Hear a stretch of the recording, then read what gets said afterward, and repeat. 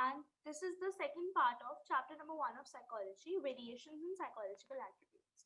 So till now we have studied what are variations, why are variations important, what are individual differences, and what is situationism. We also studied about different psychological methods, what are psychological attributes, and what is psychological assessment. Now we will start from this slide. So psychological attributes. We will start from the topic psychological attributes. Now, we have talked about psychological attributes yesterday as well in the previous video. If you have not watched that video, please watch it first and then come to this video. So, psychological attributes are basically our characteristics or traits. So, psychological attributes refer to the characteristics or traits that are regarded to human beings or regarded to a person, individual, group, or a situation. So, psychological attributes are not at all unidimensional. For example, I am calm. I am a calm person. But this is not unidimensional. This is subject to different dimensions. This is subject to different situations. So, psychological attributes are not at all unidimensional. They are very complex in nature and they are expressed in terms of different dimensions. So, they are multidimensional. And in order to understand, in order to take a psychological assessment of a person, अगर एक therapist को या psychologist को एक psychological assessment करनी है एक इंसान की overall assessment करनी है तो उससे different domains of psychological attributes जैसे cognitive attributes क्या है उसके, emotional domain क्या है, social domain, cultural domain, psychological domain, physical domain, physiological domain, ये सारे different domains उस इंसान को देखना पड़ेगा. Now, some psychological attributes which are important to understand in this chapter and as far as grade 12 is concerned are as follows. So, there are 5 main psychological attributes which we will study, which is intelligence, number 1, aptitude, number 2, number 3, interest, number 4, values, number 5, personality. एक एक करके इनको समझते हैं. They are very easy to understand, बहुत easily समझ आ जाएगा. And इसमें ये 5 psychological attributes एक brief में समझाए गए हैं and in this chapter intelligence is what we majorly focus upon. Okay, now intelligence. What is intelligence? Intelligence is the global and aggregate capacity to think rationally, act purposefully, and deal effectively with his or her environment. Now I'll give you an example. Okay, let's take an example. You are going for a swimming class. Okay, any person is going for a swimming class. For what will you do? You will pack your swimming clothes. You will pack your maybe your equipments. If you require some tubes or some floaters to swim, then you'll pack that. You'll pack your essential material, and then you will go to the swimming class. Now, what happened here? It's a very general example. Another example could be you are just going out to the grocery store. You will carry yourself with a list. So what is happening here? You are thinking rationally. You are making rational decisions. You are thinking rationally. You are thinking logically. And on that thought, you are acting purposefully. So you thought rationally, then you acted purposefully. And why did you do all this? Because all this enabled you to deal effectively with your environment, whatever environment is coming in front of you. For example, I'm teaching this class or this online lecture. So what am I doing? I am explaining you the chapter. I have probably the notes in front of me. So I am thinking rationally what all I have to explain. Then I am acting purposefully. I'm acting in that way. And in this way, I'm dealing effectively with my environment. So let's just read it out. Intelligence is a global capacity to understand the world. It's our global. Global here means overall capacity, average, complete overall capacity of a person to understand the world, to think rationally and use the available resources. जो भी resources हमारे पास available है. Example, grocery store जाने के लिए अगर हमारे पास कुछ money available है, list available है, उसको use करके हमने कैसे अपना challenge to buy something. Yeah, एक और example कि जैसे road cross कर रहे हैं तो how are we, so the person is crossing the road, so how is the person using those resources could be here their senses, resources could be using the help of the zebra crossing, waiting for the red light, ये सब resources को use करके rationally सोच के कैसे हम life के challenges को डील करते हैं ना। इंटेलिजेंस का एक बहुत कॉमन नोशन बच्चे कंफ्यूज हो जाते हैं कि intelligence is related to like you good marks, knowledge. So this is not true. In psychology, intelligence, everybody is intelligent, everybody has intelligence. The degree of intelligence varies. तो इधर भी variation समझ रहे हो, हर एक के पास ये psychological attributes है, but there is variation in these attributes. These variations is what these variations are what make us unique in totality. So intelligence tests provide a global measure of a person's cognitive competence. Cognitive competence means their mental capacity. What is their mental capacity? And which can, these intelligence tests, IQ tests can also include the ability to profit from schooling, कि क्या आपकी ability कि आप school से related knowledge को कैसे real world में apply करते हो. Generally जिन students की low intelligence होती है वो school में नहीं कर पाते अच्छा score, लेकिन जिनकी IQ low है उनका जो success rate है वो डिपेंडेंट नहीं है on their marks. So basically कहना चाहते हैं कि मार्क्स, हाँ ये बात ट्रू है कि जिनकी इंटेलिजेंस लो है उनको मार्क्स लाने में प्रॉब्लम होती है, लेकिन this has no relation with their success in life. Everybody and anybody can be successful. It all requires hard work, patience, and different qualities. Okay. Now, second, aptitude. Let's talk about aptitude. So, आपने बहुत common है aptitude test. So, what is aptitude? Aptitude is your underlying capacity, your underlying potential for acquiring skills. I'll give you an example. You must have seen people who are very good in singing, very good at singing, but they are not trained in singing yet. Or aptitude is like an X factor that is in you, that if you are given proper environment and proper training, then you can be able to achieve that. For example, कुछ बच्चों के अंदर mechanical aptitude बहुत high होता है, तो mechanical aptitude में high है तो क्या होगा कि अगर हम उनको इंजीनियरिंग, फिजिक्स, केमिस्ट्री, मैथ्स ऐसे सब्जेक्ट्स पढ़ाएंगे तो these children will easily be able to learn, easily be able to excel in these subjects. So a person now something that is very important in aptitude is that aptitude is inborn in nature, firstly. Secondly, aptitude is not directly observable. And it takes time. It takes a lot of time. It's relatively permanent actually. It takes a lot of time to change the aptitude of a person. So it is very important for you to figure out your aptitude so that you are able to achieve success in life. Also, aptitude tests are used to predict what an individual will be able to do if you are given proper environment and training. तो aptitude is important to understand कि अगर एक इंसान को proper environment और training दी जाए तो वो क्या क्या कर सकता है. Proper environment and proper training. Okay. Now aptitude तो हमने पढ़ लिया. Let's come to the next slide. Now interest. What is interest? Now, interest is basically a preference of one activity over the other. For example, I'm interested in maths, but I'm not interested in psychology. So it is my preference towards maths over other activities like psychology. Another example could be I am interested in going out to a mall, going out to shopping, but I'm not interested in staying at home. So interest is an individual's preference for engaging in one or more activities relative to others. तो एक activity में आपकी preference, your preference for one activity, you prefer one activity over other. Now interest के assessment या interest से related tests क्यों important है? So that students and people are able to decide what subjects and courses they are capable of, they are able to pursue them comfortably. So क्या क्या subjects और क्या क्या courses are you comfortable with? Do you like them? So interest is basically your preference, your liking. Now interest is directly observable and interest can change with time. Also, there's a very clear difference between interest and aptitude. The difference is that both interest and aptitude are interrelated, but you can observe a person's interest, but you cannot observe a person's aptitude, firstly. Secondly, interest is not inborn. Thirdly, interest can change very easily.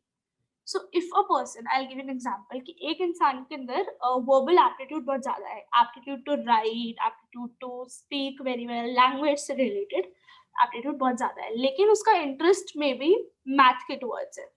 तो उस इंसान का aptitude जो है अगर verbal है, तो अगर हम उस इंसान का इंटरेस्ट भी वर्बल में कर दे, या if we help that person to gain more interest in verbal skills or to gain more interest in the subject of languages, then the person will do relatively more well than the person would have done in the mechanic field.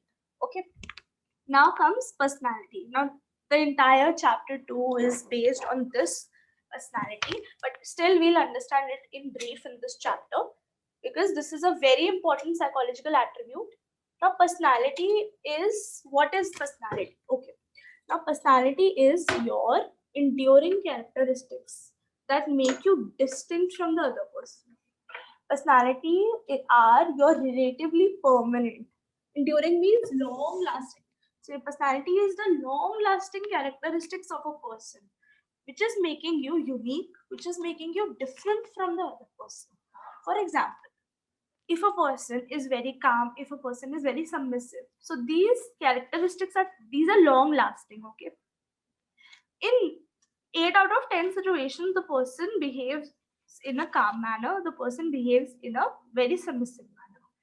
So this is the person's personality because it is relatively enduring. Now this is a keyword in this definition, relatively enduring. That means long lasting but relative in nature, because in psychology everything is relative. Relative basically means as compared to other situations, like mostly personality of a person is long lasting. Now, why are personality tests important? Personality tests are important so that we can understand a person's unique characteristics, whether one is dominant, submissive, outgoing, withdrawn, moody, emotionally stable, unstable, etc. Now, another example to explain is that if I want to, if I am an employer, okay, I want to recruit an employee in the HR management, in the human resource management. Now, what is the work of human resource? They have to manage, they have to communicate with a lot of people, they have to help a lot of people with their problems, they have to help employees deal effectively with their daily problems. So if I want to recruit an HR manager in my company, I will look for people who are more emotionally stable. I will look for people who are able to deal with stress easily, who are maybe a little extroverted in nature so that they are able to communicate easily. So I will go for personality test. I will go for personality test for my employees, and I will see which employee has the personality that is suiting the job listing. Okay. Now, personality assessment also helps us to predict an individual's behavior, and we can predict how he or she will behave. For example, a person is dominant, so we can predict that this person might become aggressive or bossy in nature in future. Or if we understand, if we have tested the personality of person and the person's personality is very outgoing, so we might predict that the person might feel uncomfortable in a pandemic staying at home. Now the last is values. Now what are values? Values are something which are long lasting in nature.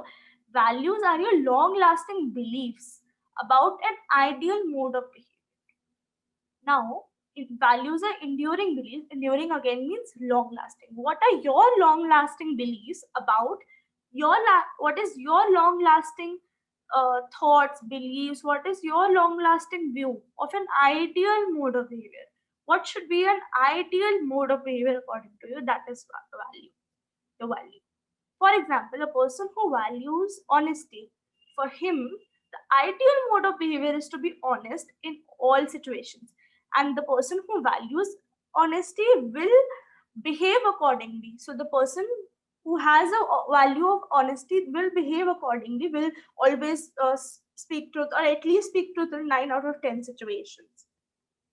Now, a person having a set of value. Now, on the basis of your values, you mostly judge others and judge yourself for your action.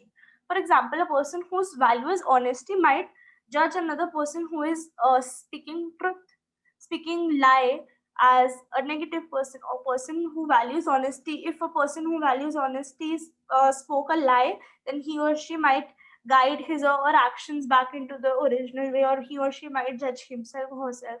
Now, how to determine the value of a person? Value assessment is there. In value assessment, we try to determine what is the dominant value of a person. Is the dominant value of person कौन सी value सबसे ज़्यादा dominant, सबसे ज़्यादा major value है आपकी? Political, religious, social, economic. For example, if your value is economic value is very dominant, then you might always think about money, always your some everything around, everything of your thought may surround money. अगर आपकी value political dominate है तो आप political views आपके dominate करेंगे ना, उसी के बेसिस पे यू विल सी कि आइडियल मोड ऑफ बिहेवियर ऐसा होना चाहिए. या अगर आपकी वैल्यू रिलीजियस है तो might be you think that an ideal mode of behavior is to pray to God every day, to go to the temple, go to the church, go to the mosque, whatever is your religion every day. Now we have understood these 5, and 1 mark questions can easily come, MCQ questions can easily come from anywhere. So please keep a note, mark it. Now, intelligence. What is intelligence? हमने बात करी थी कि intelligence is a global capacity. Intelligence is a global capacity. Global capacity, एक overall capacity एक person की जो उसे हेल्प करती है टू थिंक रैशनली. सबसे पहले क्या आता है? Think rationally. थिंक करते हैं रैशनली. थिंक करने के बाद वो एक्ट करता है पर्पसफुली उसके बेसिस पे. एंड ये दोनों चीजें करने से क्या होता है? You are able to deal effectively with your environment. Okay, now intelligence जो है, this as a psychological attribute, this as an attribute, the study of intelligence has evolved. So let's go back to history. Let's understand कि intelligence की study psychology में कैसे आई and कौन से psychologists थे which gave the definition of intelligence. So the study of intelligence actually began with the Chinese. Okay, so they first started when they had to recruit men in their army. So they started with the study of intelligence. They started measuring the IQ of the people who applied to their army, and they started seeing that which is the most suitable candidate for their army. Now, in this book, we will study 4 main definitions of intelligence, which have evolved over time. Now, intelligence, what is intelligence? It is a key construct. Key construct means very important component, very important idea, attribute that is employed. Why is intelligence important? Because it helps us to know why individuals are different and how individuals are different from one another. And intelligence is also important to understand so that we are able to understand that how are people adapting to their environment. Intelligence nahi hoga to you cannot adapt to your environment, right? Because it is your ability, it is your ability to think rationally, act purposefully, deal with the environment. So agar wo ability missing hogi, to how will you deal with your environment? So intelligence is that important.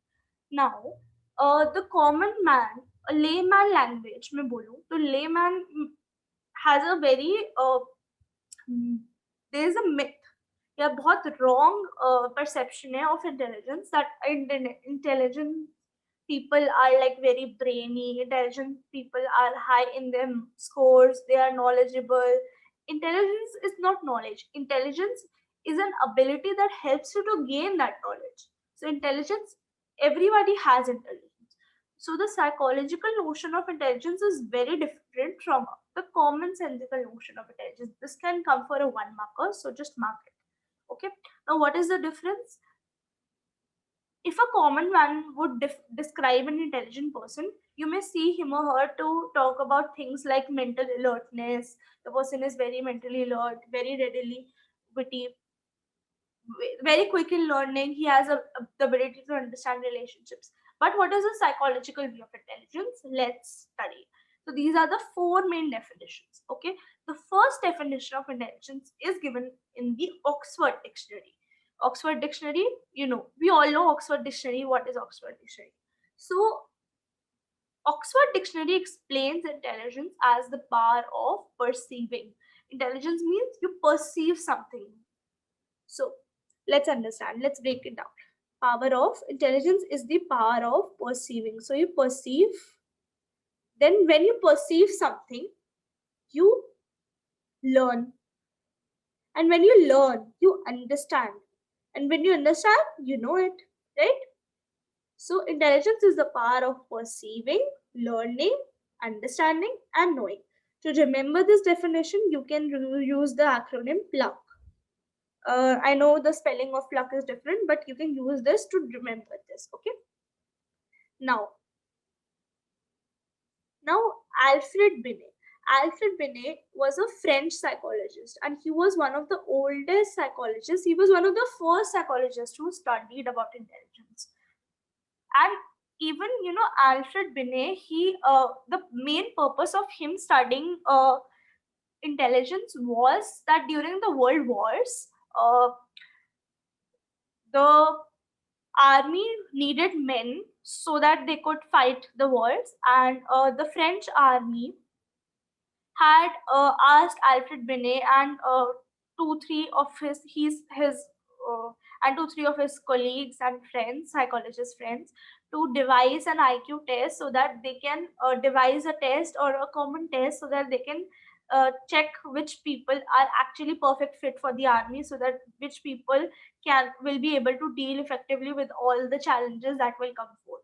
So that is how it all started. So Alfred Binet was one of the first psychologists, and he defined intelligence as the ability to judge well, understand well, and reason well. So according to Alfred Binet, intelligence is the ability to judge well. So first you analyze, you judge the situation. And when you judge the situation, then you understand it, right? Whatever the situation is, if I am going to my swimming class, then I'll judge my situation. Okay, this is a swimming class, there would be a swimming pool. Then I'll understand, okay, I might need a swimming costume there. And then you reason well. And you reason well, why I'll need a swimming costume. Okay, I'll need a swimming costume because in order to attend the swimming class, and then you will deal with your everyday challenges. So it is the ability to judge well, judge a situation. Then after judging, you understand well, and then you attribute a reason, or you reason well. Reason, you understand it rationally, you understand it logically. Now to remember this, another acronym, because why am I suggesting you acronyms?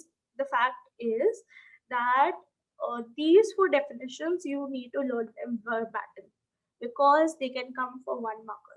And even if like your exams will be in MCQ format, so you need to remember the keywords.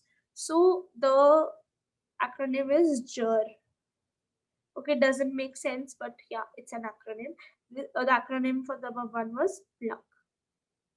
Okay, now the third definition was given by David Weschler. In your book, just Weschler is given. His full name is David Weschler. Now, he is one of the most famous psychologists who have ever studied intelligence, and this definition is the most acceptable definition. So if you want to write this, the definition of intelligence anywhere and everywhere, use this one. This is the most acceptable one. So what does he say? He says that intelligence must be studied. Intelligence को हमें उसकी functionality के तरीके से समझना चाहिए. So we should understand intelligence in terms of its functionality. How does intelligence function? He defined intelligence as the global. So this was the main definition that I was talking about, and I have already explained it to you. Still, he talked about that intelligence is a global and aggregate capacity. Aggregate matlab sum of. So it is an overall capacity which is including the sum of everything. What is this capacity about? This is the global and aggregate capacity to think rationally. So the person will think rationally, logically. Then the person will act purposefully based on the purpose, whatever your purpose is. Your purpose is to go to the swim class. Your purpose is to complete your homework, anything. Then what will happen? You will be able to deal effectively with your environment. So intelligence is the global and aggregate capacity to think rationally, number one, act purposefully, number two, and deal effectively with your environment, number three. Now, other psychologists talked about, like Gardner, Howard Gardner, and Robert Sternberg. They talked about the fact that intelligence is not just adapting to your environment. Intelligence is not just कि आपने अपने environment में जो problems है उससे deal कर लिया. Intelligence is also about modifying or shaping your environment. For example, if you are living in a city where there is a lot of, like, the temperature is very high, the summer is very hot, so your intelligence is not just your ability ki you will adapt to that environment, that heat. The intelligence is that you will modify it or shape it to your own thing. So you'll think rationally. First step, okay, you will think, okay, there's a lot of heat, the temperature is very high, I'm not feeling well. So you will then act purposefully. You will go and buy an air conditioner, and then you will deal effectively with your environment. So using an air conditioner in summers is also an example of intelligence. So intelligence is everywhere. You use it everywhere in doing everything. Even right now while seeing this video, you are using your intelligence. You're thinking rationally that, okay, I have to see this video, I have my exams coming in, or I want the knowledge, whatever Abhisha is teaching. Secondly, you are acting purposefully. So you're acting by seeing this video, and this way you are dealing effectively with your environment, right? Now let's come to the theories and approaches of intelligence, my favorite part. If you're not very fond of theories, you might feel that this is like a little boring, but I will try my best to make it interesting for you. So now in psychology, everything is based on theories, right? Because every psychologist, every school of psychology, whether it be behaviorism, psychoanalysis, humanistic school, any school, everything is based on theory. So every psychologist has his or her own research, his or her own point of view.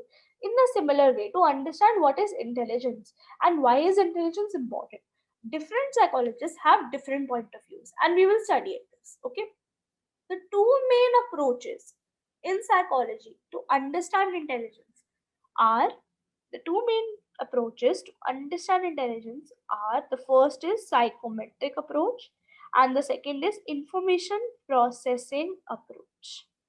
Now, the first group of people say that intelligence is like, now they say that intelligence is a sum of abilities. So for example, you have a lot of abilities and you add them up, and that is intelligence. Intelligence is just one ability, a sum of a lot of abilities, right? So example, मेरी verbal ability है, cognitive ability है, XYZ abilities है, उसका जो total sum है, that is my intelligence. That is the first approach. The second approach says that no, intelligence is not a sum of ability. Intelligence is a functional process. Basically वो कहना चाहते हैं कि intelligence एक ability नहीं है या एक सम नहीं है बहुत सारी एबिलिटीज का, एक लाइक टोटल नहीं है बहुत सारी एबिलिटीज का, एग्रीगेट नहीं है. वो कहना चाहते हैं कि इंटेलिजेंस एक प्रोसेस है. So intelligence is how you function. Intelligence is a process. So basically the second school of people, second approach says that intelligence is how you're functioning. Intelligence is how the information, there's information in the environment, how are you processing it? There lies intelligence. Okay. Now the first approach that I told you, that intelligence is a sum of different abilities. अगर हमारे पास एक ability है, जैसे मेरे पास, I give an example, मेरे पास एक ability है plus दूसरी एबिलिटी है प्लस तीसरी एबिलिटी है, इसका जो टोटल सब है ये इंटेलिजेंस है. This is called psychometric approach.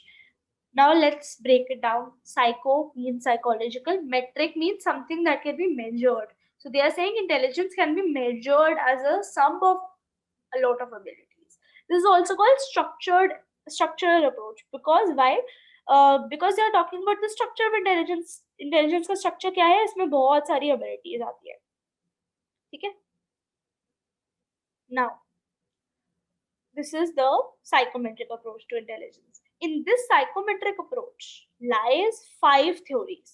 Okay, 5 theories. We'll talk about them later. Now information processing approach पहले पढ़ लेते हैं, उसके बाद हम ये 5 theories. What does the information processing approach says? In the information processing approach says that intelligence is not an ability या एक structure या एक चीज. Intelligence is the process. How are you processing the information available in the environment? जो knowledge है, जो problem है, उसको कैसे आप process कर रहे हो, that is where intelligence lies. So the major focus of this approach is how an intelligent person is acting. How are you processing information? How are you acting on it? That is information processing approach for you. Now, let's start with the first one. Let's start with the first one. Now, the information processing approach has 3 main theories. Okay.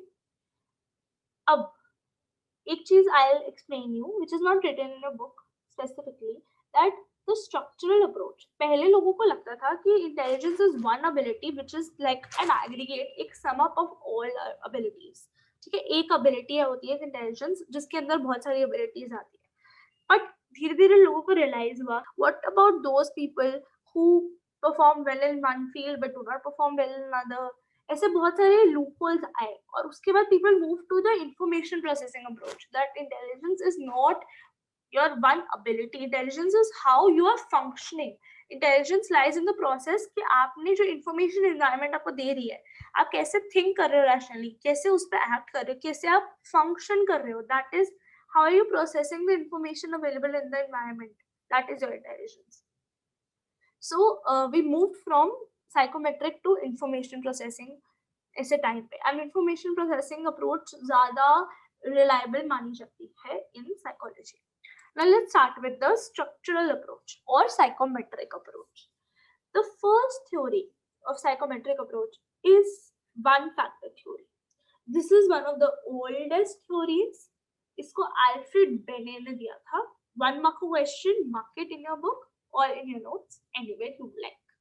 So one factor theory was given by Alfred Binet. He was one of the oldest psychologists, one of the first psychologists to understand intelligence.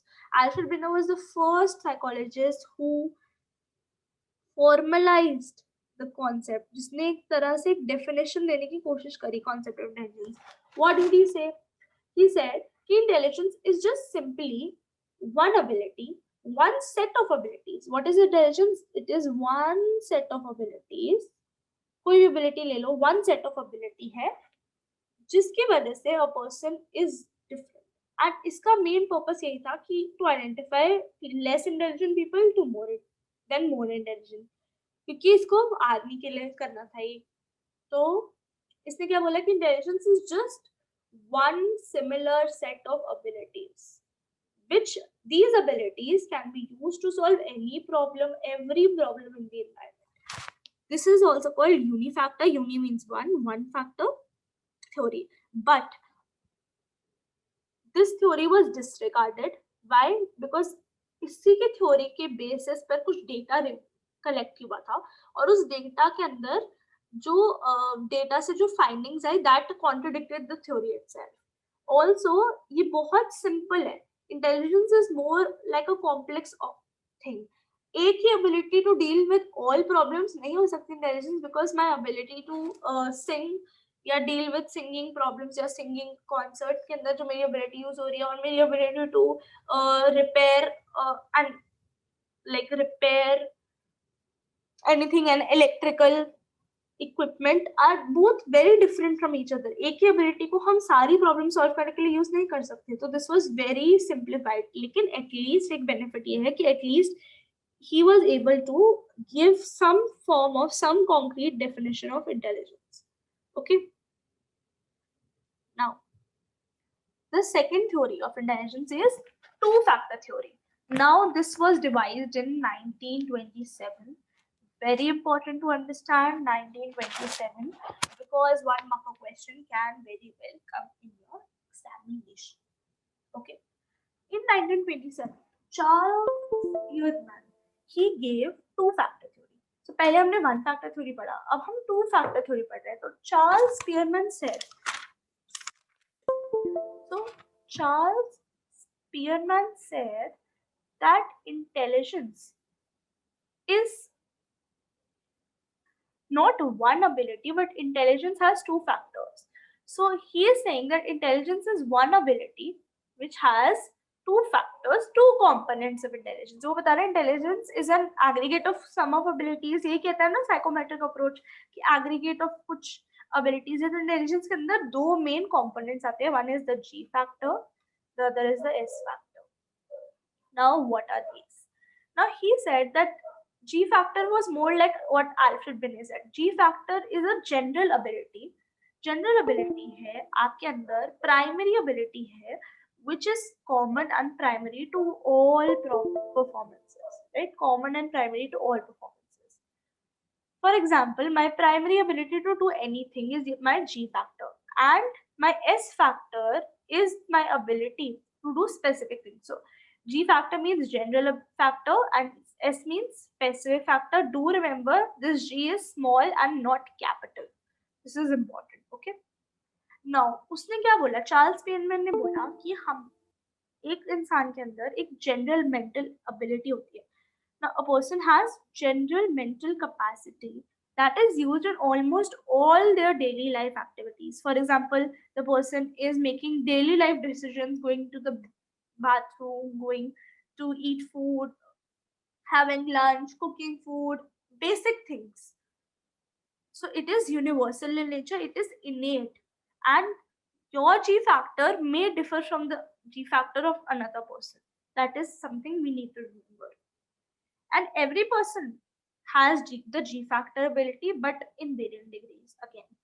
Now what is S factor? He said that G factor is something common that everybody has, and this is common to all performances. In every activity, every daily life activity, you need your G factor. But what makes one person different from another is the S factor. S factor is the specific factor.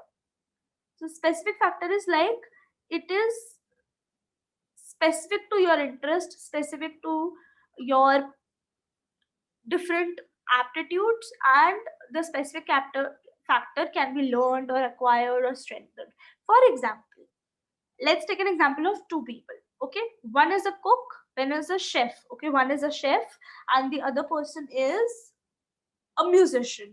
Okay, the chef has the G factor, musician also has G factor, but the S factor that the chef has, is S factor in cooking, but the S factor that the musician has is S factor in singing or making music. S factor related to music. So what I mean is that G factor is the common factor and S factor is what is making the person unique. Now excellent singers, architects, scientists, athletes, they all have different S factors. Now let's talk about theory of primary mental abilities. There's spelling mistake here, I'll correct it. Please, I'm really sorry. Now, theory of primary mental abilities was given by Louis Leon Thurston. His full name is Louis Leon. I'll just write it here. Louis Leon Thurston. Okay. Now, what did Louis Thurston say? Louis Thurston said that intelligence comprises of 7 abilities. He said intelligence comprises of 7 abilities. These 7 abilities are relatively independent of each other. Yani, there is no dependence of one ability on another. एक ability होने से दूसरी ability होने का कुछ फर्क नहीं पड़ता. This is important. 1 mark question can come. How many primary mental abilities were there in Louis Thurston's theory? So there were 7 primary mental abilities. इसका कहना है कि intelligence comprises of 7 mental abilities, and these 7 mental abilities are relatively independent of each other. So MCQ में याद रखना, they are relatively independent. Okay, they are not dependent on each other. Now what are these 7 abilities? One is your verbal comprehension. your ability to grasp words, grasp their meaning, your ability to understand words, to understand the meaning of sentences, to understand concepts, to understand ideas, your ability to read a reading comprehension, your ability to comprehend verbal information that is available in your environment. Second is numerical ability. Your ability to accurately and as fastly as possible understand and comprehend numerical data available in the environment. To understand numerical information, your ability to solve math problems, arithmetic questions as quickly as possible. Third is spatial relations. Your ability to understand the space. Spatial comes from the word space. So your ability to understand the concept of space, your ability to understand the concept of difference between two objects, your ability to understand patterns, forms, images, how to patterns or images are very different from each other. Spatial relations, this ability is mostly high in people who are architects or people who are painters. Your ability of perceptual speed. Now, what is perceptual speed? Your perceptual speed is your speed in perceiving. How quickly, how accurately are you able to perceive the details? This ability is more high in proofreaders who are given a document to edit. So, how quickly and how accurately are you able to perceive the details given in the document? Fifth is word fluency. How quickly, how fluently are you able to use words, and how flexible are you with words? Can you give 10 synonyms of one word in within like 5 minutes, or can you like uh, tell me 10 rhyming words of the word bat, mat, cat? So how fluent you are. So this is your word fluency, ability of word fluency. Now, the sixth ability is memory. How accurately are, what is memory? You learned this in chapter, like you learned this in class 11th, like around chapter 7, 8 or 9, I guess. So what is memory? Your ability to record information, store information, and then later retrieve or recall it. And inductive reasoning. This also you learned in chapter 8, I guess, thinking in grade 11. Uh, so inductive reasoning is your ability to derive general rules from presented facts. So if 10 facts are presented in front of you, can you derive one conclusion related to that fact? For example, if 10 facts like I have 4 legs, I bark, I am loyal to my master, and I am yeah, okay, these facts are given to you, then are you able to devise that I am talking about a dog? If yes, then your inductive reasoning is high. Now we come to the fourth theory, fourth model under psychometric approach. Fourth model of intelligence is given by Arthur Jensen. Okay, the fourth model of intelligence is given by Arthur Jensen. This was given in 1969, not written in book, not important. If you want to note, you can note down. Now, what did he talk about? He said that intelligence has two levels, okay, level 1 and level 2. So, Arthur Jensen, he said that first level of intelligence, first ability in intelligence is associative learning, that is rote learning. So you associate two stimuli, you associate objects with pictures, like in grade 1 or 2 nursery, you were given some objects, you were shown like an apple, and then the apple was written beneath that image, if you remember it in storybooks. So level 1 is associative learning, rote learning, basically learning by memorizing. Okay, ratta. So by level 1 you could learn, I'll give you an example. So you learn A B C D E F G because of level 1, associative learning. And then comes level 2, cognitive competence, your mental capacity. Cognitive means mental, and competence means, cognitive also means to know. So your mental competence, competence means ability. So level 2 is your cognitive competence. How are you using your knowledge, whatever you know, the information you have right now, and involving high order skills to transform the input. So the input is equal to output in level 1.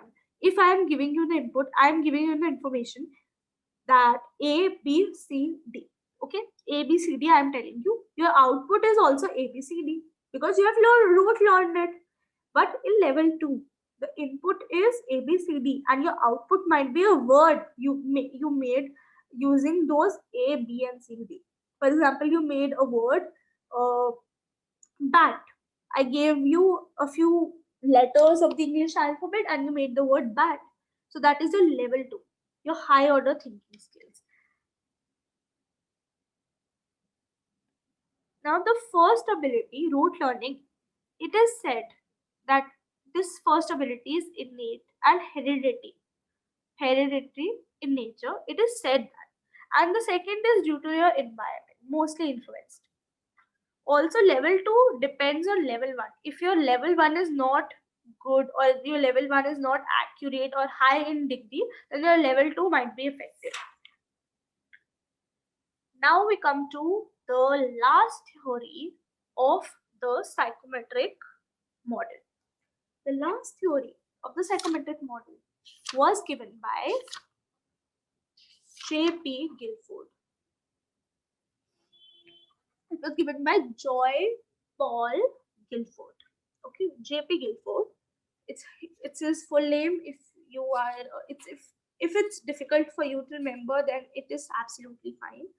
J.P. Guilford is good enough to remember. So J.P. Guilford was a psychologist in the US, and he belongs to USA, America, and he is known for his work in the field of firstly creativity and differential psychology. Also, he has worked a lot about intelligence.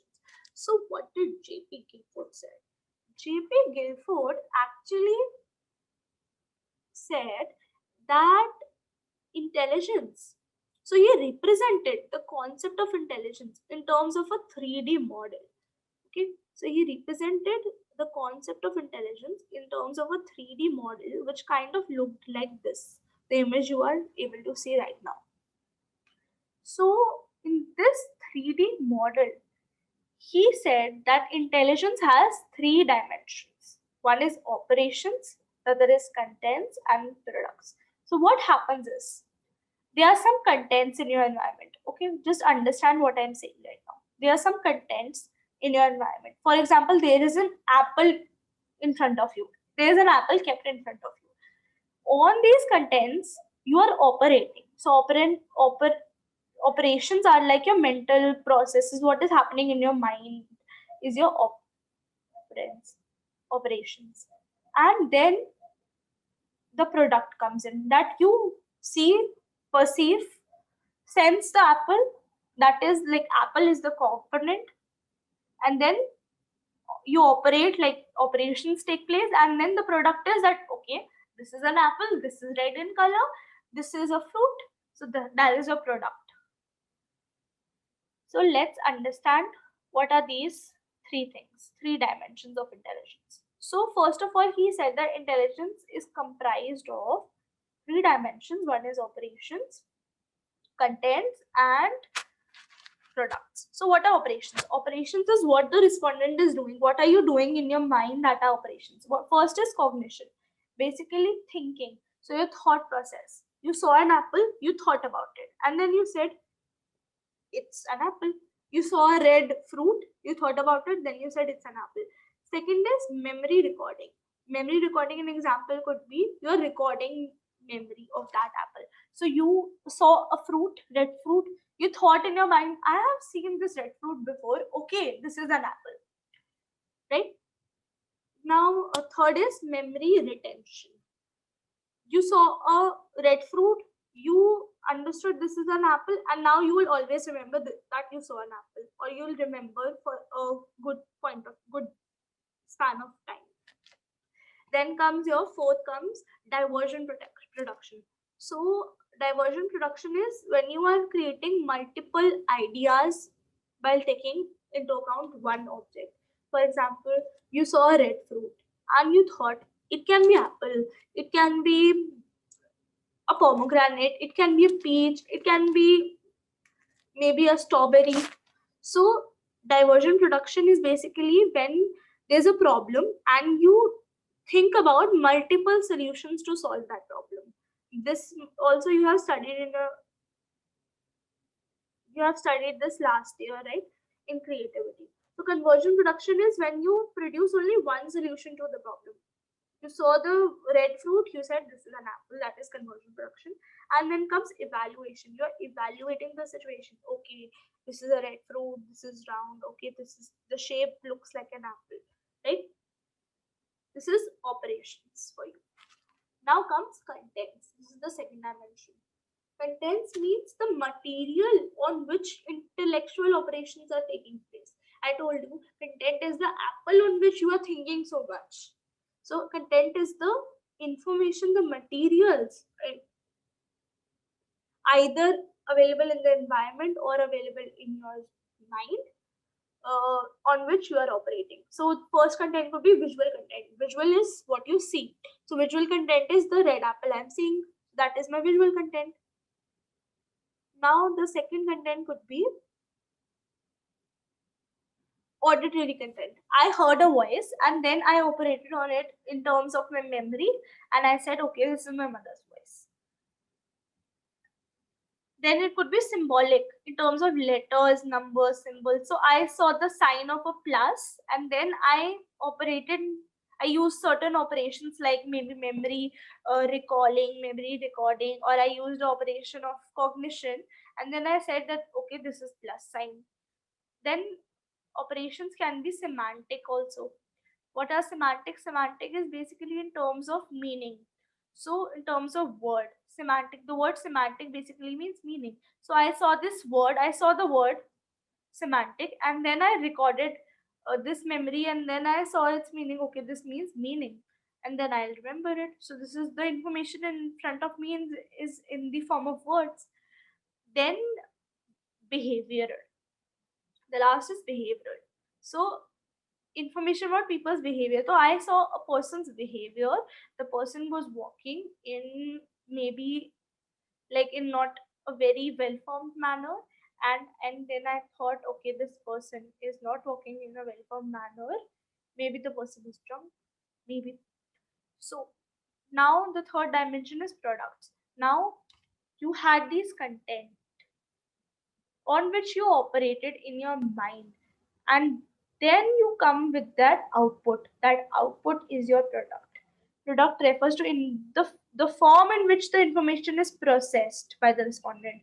Output is first classes, relations, system, transformations, and implications. So these are the products. Now let's talk about these products one by one. Okay, the first product that comes in front of us is units. Okay, I guess I forgot units in these notes. I will add them later. But the first product is units.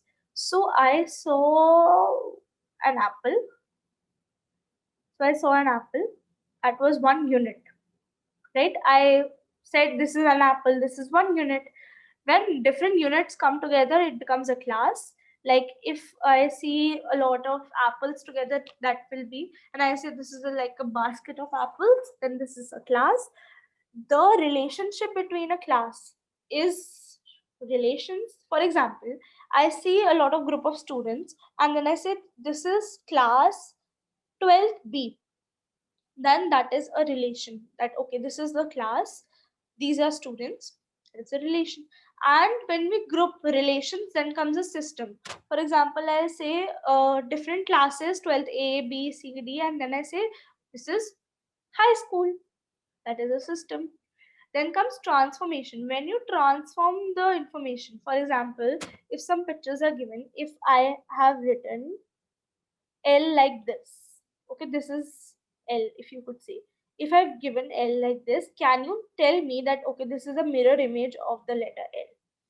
And then comes implications. If I'm giving you a situation that your sibling has an exam tomorrow, and there's no teacher available right now, you have to teach your sibling, then what is your implication? What will you do now? Will you teach your sibling? Will you help them?